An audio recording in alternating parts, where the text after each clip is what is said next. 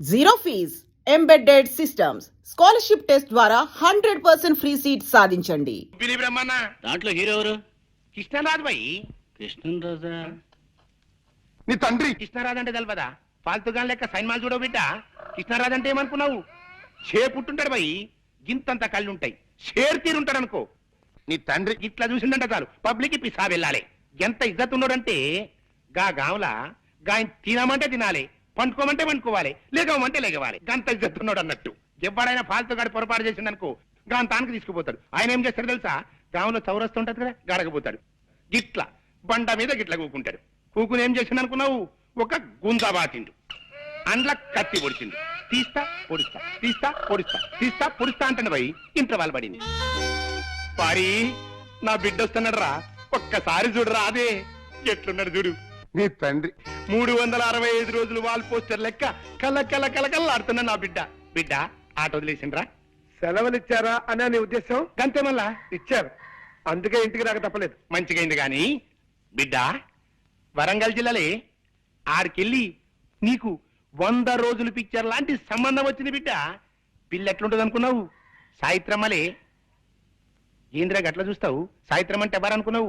Old picture heroine. దాని లెక్క జబర్దస్త్ ఉంటది. వరల్డ్ రైట్స్ కి 4 లక్షలు ఇస్తాం, బొమ్మనిచ్చేయి అన్నారు. నీ తండ్రి 4 లక్షలు ఇస్తావు? మా బొమ్మ అంటే ఏమనుకున్నావే? 100 సంవత్సరాలు గ్యారంటీ గల బొమ్మ, 5 లక్షలు ఇస్తా అన్న. ఒప్పుకున్నారు. ఇవాళ రేపు అగ్రిమెంట్ చేసుకునేందుకు వస్తారు. ఒప్పుకోమంటావు? నువ్వు ఒప్పుకో మానుకో, నువ్వు తెచ్చిన పిల్లలు మాత్రం నేను సస్టే చేసుకోండి. అది సావిత్రి అమ్మలా ఉండని, లేకపోతే కాంచనమాల అమ్మలా ఉండని నాకు అనవసరం. మళ్ళీ ఈ విషయం మాట్లాడమంటే నేను పట్నం వెళ్ళిపోతాను అంతే. ఇదేంది భయ్యా డిస్కషన్ అవుతుందేంది? గస్సల్ లోక జ్ఞానం లేని ప్రొడ్యూసర్ అంటే గీడే అనుకో రాదు. గిస్సంటోడు సినిమా ఫీల్డ్కి పనికిరాడు భయ్. అవు పనికిరాడు. నీ తండ్రి ఈ నెగిటివ్ రైట్స్ మీద నాకు 5 లక్షలు రావాలి గంతే. మద్రాస్. నమస్తే సుమన్ సారు. నమస్తే. నీతోని గౌతమిని హీరోయిన్ గా పెట్టి ఈ సత్యమూర్తి గారి డైరెక్షన్ లో సైన్మా తీస్తున్నానంటే ఈ లైఫ్ కి ఇంకేం కావాలి? నా జన్మ ధన్యమైపోయింది అన్నట్టు. ఏమ్రమూర్తి, నీ లెక్క ఫాల్తు సైన్మాలు తీస్తాననుకున్నావు, సుమన్ గారిని పెట్టి సైన్మా తీస్తావే. మీ నాన్నగారికి సినిమా పిచ్చి మరీ ముదిరిపోతోందిరా. ఎవరితోనైనా చెప్పుకుంటే సిగ్గుచేటు. మొన్న ఉల్లిపొర కాగితం లాంటి లంగా జాకెట్ తీసుకొచ్చి అవి వేసుకుని నన్ను జయమాన్లా డాన్స్ చేయమని ఓ రాత్రంతా పోరు పెట్టారా. వీలైనంత త్వరగా నాన్నని వైజాగ్ తీసుకెళ్లి పిచ్చాసుపత్రిలో చేర్పిస్తే గాని. అమ్మా, వాళ్ళెవరు? ఆయన జగన్నాథం గారని మిలిటరీ మనిషిరా. ఆయనకి ఊళ్ళో భూములున్నాయి, కౌలుదారులు సరిగ్గా డబ్బివ్వడం లేదని ఆయన కుటుంబంతో సహా ఈ ఊరు వచ్చేసి మొన్ననే ఆ ఇల్లు కొనుక్కుని దాంట్లో దిగారు. మీ శాంతి వాళ్ళ అమ్మా నాన్న ఈ మధ్యనే మా ఎదురింట్లోనే దిగారు. అంచేత నువ్వు వెంటనే బయలుదేరి మా ఊరు వచ్చాయి. నీకు శాంతి కనిపిస్తుంది, మనశ్శాంతిగా అనిపిస్తుంది. అయ్యయ్యో సుక్కు సుక్కు, అయ్యయ్యో కరు మైక్యా సుక్కు సుక్కు, అయ్యయ్యా కరు మైక్యా సుక్కు సుక్కు. సూకు సూకు అని కూస్తున్నాడు. ఆ కూతకు అర్థం ఏమిట్రా బృహస్పతి? సూకు సూకు అంటే అబ్బాయి గారు ప్రేమించిన పిల్ల పేరు సూర్యకుమారి అయి ఉండొచ్చండయ్యా, అందుకే సూకు సూకు అంటున్నారు. అదేమిట్రా ఇలా అర్ధాంతరంగా బయలుదేరేది? ఉత్తరం వచ్చిందమ్మా, అర్జెంట్ గా వెళ్ళాలి. నాన్న నేను బయలుదేరుతున్నా. నీ పెళ్లి విషయం ఎటు తెచ్చకుండా ఇప్పుడు బయలుదేరేమిట్రా? ఇంకా తెలిసేదే ఉంది నాన్న, ఆ పని మీద వెళ్తున్నాను. ఓ 5-6 నెలల లోపున అటువైపు నుంచి కూడా అంగీకారం పొందాక అప్పుడు వచ్చి మీతో చెప్తాను. 6 నెలలలోపు ఆ పని వల్ల అవుతుందా? తప్పకుండా. మొండి మనిషి, నీ వాదనే నీది కానీ మా మాటలు వినిపించుకోవు కదా. సరే, అలాగే నీ ఇష్ట ప్రకారమే కానివ్వు. ఇవాళ ఏప్రిల్ 14, అక్టోబర్ 15 కల్లా నీ ప్రేమ విషయంలో నువ్వు దారిని పడకపోతే ఆ మర్నాడు నేను కుదిర్చిన పెళ్లి నువ్వు చేసుకు తీరాలి. దానికి ఒప్పుకుంటావా? డన్. ఈ లోపు నా గురించి కానీ నా పెళ్లి గురించి కానీ మీరేమీ ఆలోచించకూడదు, ఏ ప్రయత్నాలు చేయకూడదు. అక్టోబర్ 15 లోపు ఓ చక్కటి శుభవార్తతో సహా వచ్చి మీ ముందు వాళ్తాను. It's a challenge. రే రాముడు,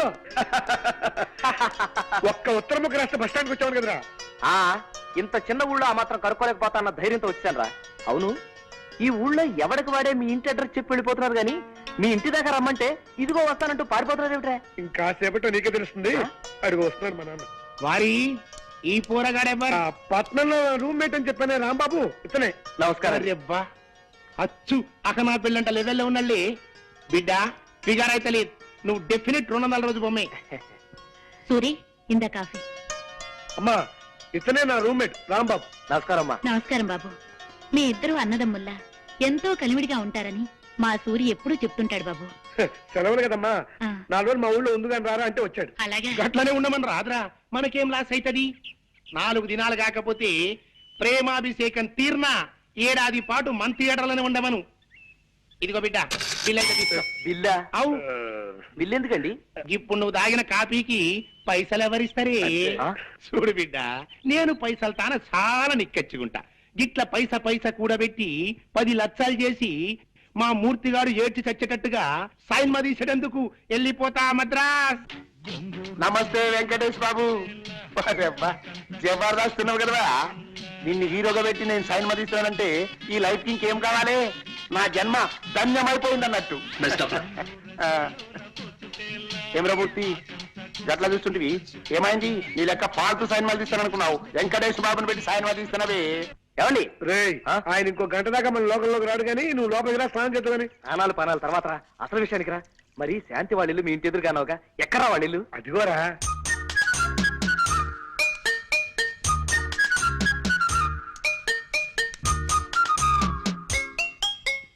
హలో, మీరా? ఉన్నట్టుండి అలా అరిచేసరికి ఏ దయ్యమో భూతం అనుకున్నాను కదండి. అంటే నా గొంతు అలా ఉందన్నమాట. అబేబే నో, మీ గొంతు మాత్రం అలా లేదండి. నో. గొంతు మాత్రం అలా లేదంటే మనిషిని దయ్యంలా ఉన్నానా?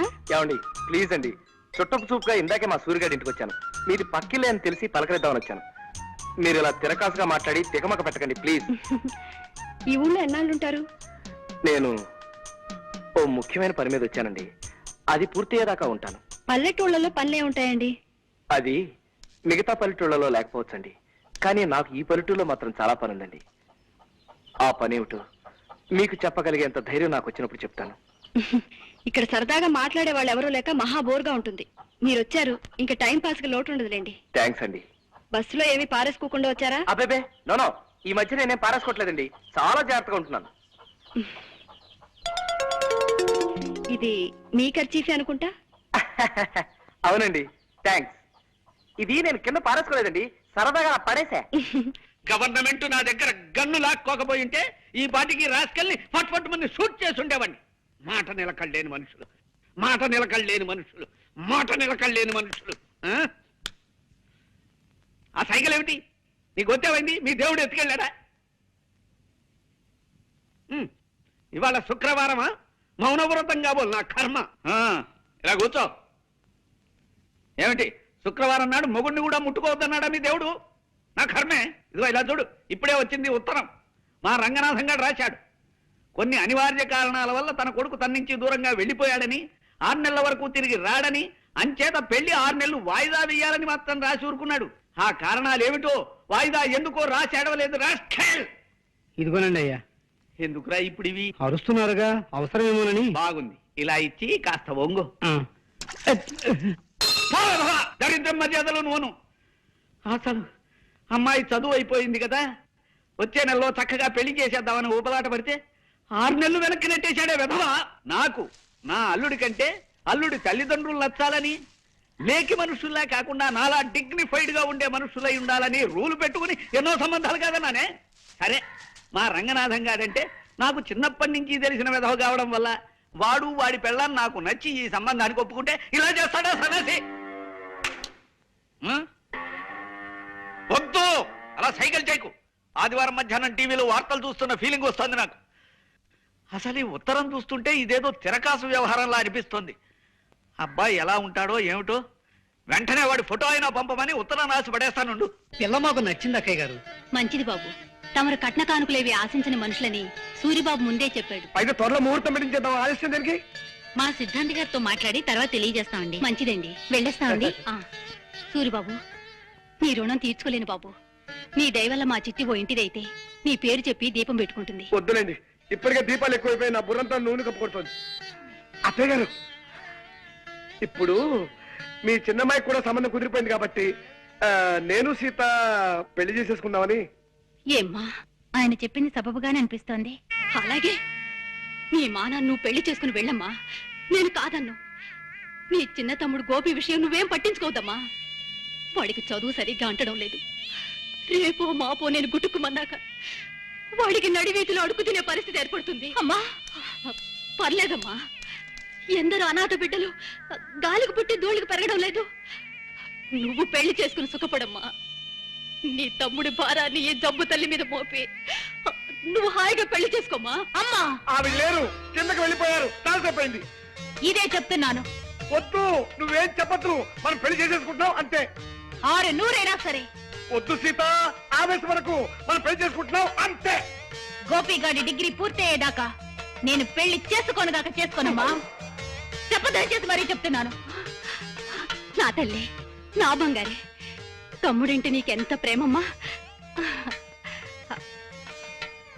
మా తమ్ముడికి వద్దు వద్దు, అర్థమైపోయింది సీత, నా డ్యూటీ ఏమిటో నాకు అర్థమైపోయింది. మీ తమ్ముడికి గట్టి ట్యూషన్ పెట్టించి మీరైతే మార్కులు వేయించి వాళ్ళని డిగ్రీ పాస్ అయ్యేలా చూడాలి. దానికి ఎలాగో 4 ఏళ్ళు పడుతుంది. ఈ లోపల మీ పెద్దకు పెళ్ళై దానికో కూతురు పుడితే దాని పెళ్లి కూడా మనమే చేయాలి. ఈ లోపల మీ చెల్లెలకి పెళ్ళై దానికో కూతురు పుడితే దానికో మంచి సంబంధం మనమే చూడాలి. ఇలా అన్ని సంబంధాలు చేసి చేసి చేసి మనం ఎప్పుడు పెళ్లి చేసుకుంటామో తెలుసా? మా తమ్ముడు ట్యూషన్ విషయం ఏమిటి? ఏమిటో ఈ ట్యూషన్లు ఏమిటో, ఈ గోళ ఏమిటో, అసలు మనిషి ఎందుకు పుడతాడో దేవుడున్నాడా? ఈసారి కపిల్ దేవుని అడగాలి.